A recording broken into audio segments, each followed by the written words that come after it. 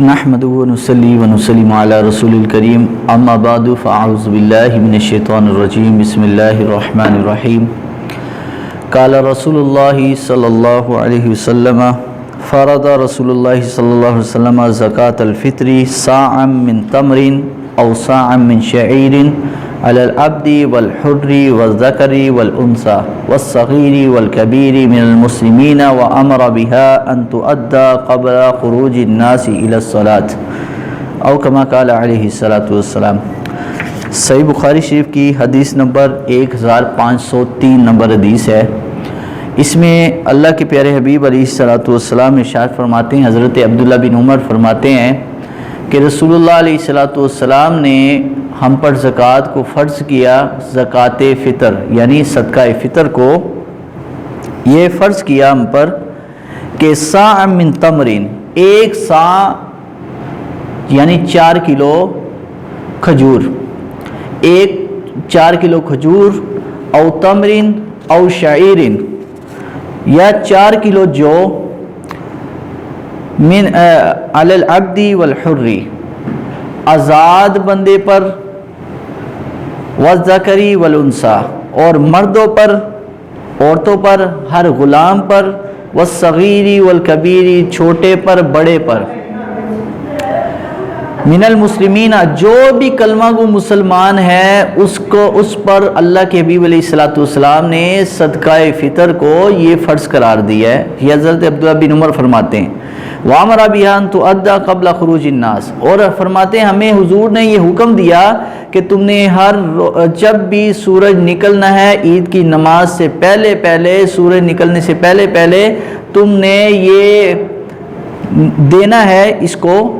عید کی نماز سے پہلے یہ اس کی ادائیگی یعنی صدقہ فطر کی ادائیگی یہ لازم و ضروری ہے۔ تو صدقہ فطر کا فائدہ کیا ہے؟ فائدہ سن لیجئے۔ حضور نبی کریم علیہ السلام کی حدیث ہے، ابو داؤد شریف کی 1609 نمبر حدیث ہے۔ حضرت عبداللہ بن عباس فرماتے ہیں کہ آقا کریم صلی اللہ علیہ وسلم نے ارشاد فرمایا، صدقہ فطر بندے کے روزے کی حالت میں ہوئے اس سے جو کمی کوتاہیاں جو لغزشیں ہوئی ہیں، اللہ رب العالمین اس صدقہ فطر کی برکت سے اس کے وہ لغزشیں، وہ کوتاہیاں جو روزے کی حالت میں ہوئی اللہ تعالیٰ اس کو معاف فرما دیتا ہے، یعنی اس کو دور کر دیتا ہے، اور روزے میں جو کمیاں آئی ہوتی ہیں وہ کمی صدقہ فطر جو ہے وہ پوری کر دیتا ہے۔ تو صدقہ فطر ہر مسلمان چاہے چھوٹا ہو، بڑا ہو، آزاد ہو، غلام ہو، ہر کسی پر رسول اللہ علیہ السلام نے فرض کا لفظ بولا ہے، لیکن امام اعظم ابو حنیفہ رحمۃ اللہ تعالی علیہ نے اس کو واجب قرار دیا، اس لیے کہ نبی کریم علیہ الصلاۃ والسلام نے جو فرض کا لفظ بولا وہ تاکید کے لیے ہے، یعنی یہ فرض ویسا نہیں ہے جیسے قرآن شریف میں بیان ہوا، کیونکہ فرض کے لیے قرآن مجید کی واضح صریح آیت کا ہونا لازم و ضروری ہے۔ اس لیے امام اعظم ابو حنیفہ رحمۃ اللہ تعالی علیہ کے نزدیک ہر اس بندے کو کہ جس کے گھر میں کم از کم، دوسری حدیث میں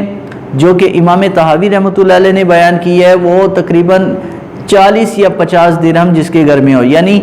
ایک وقت کا صبح و شام کا جس کے گھر میں کھانا موجود ہے اس کو چاہیے کہ وہ اپنی صدقہ فطر ادا کرے۔ دوسری حدیث میں آیا ہے کہ چاہے وہ غنی ہو یا فقیر ہو،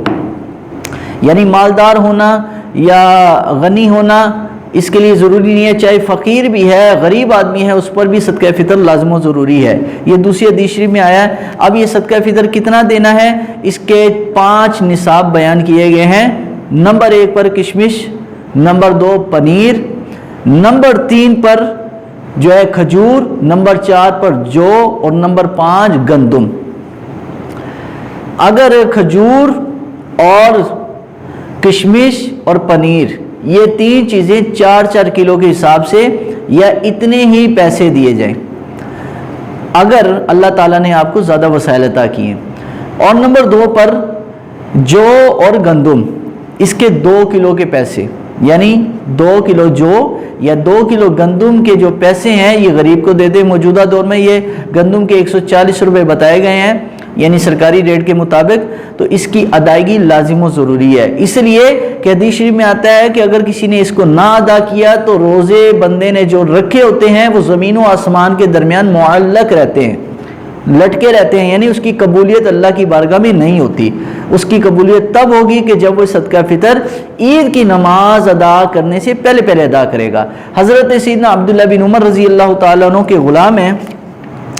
وہ بیان کرتے ہیں کہ حضرت عبداللہ بن عمر رضی اللہ تعالیٰ عنہ کا یہ معمول تھا.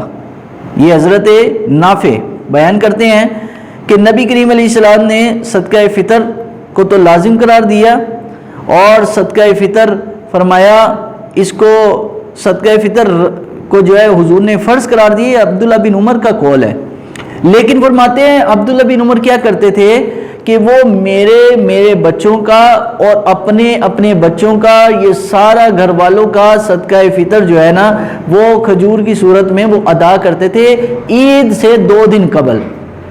یعنی اس حدیث سے ثابت ہو گیا کہ صدقہ فطر آپ 2 دن پہلے بھی دے سکتے ہیں. بعض لوگ سوال کرتے ہیں کہ فقط عید والے دن دیا جائے گا؟ عید سے پہلے بھی دے سکتے ہیں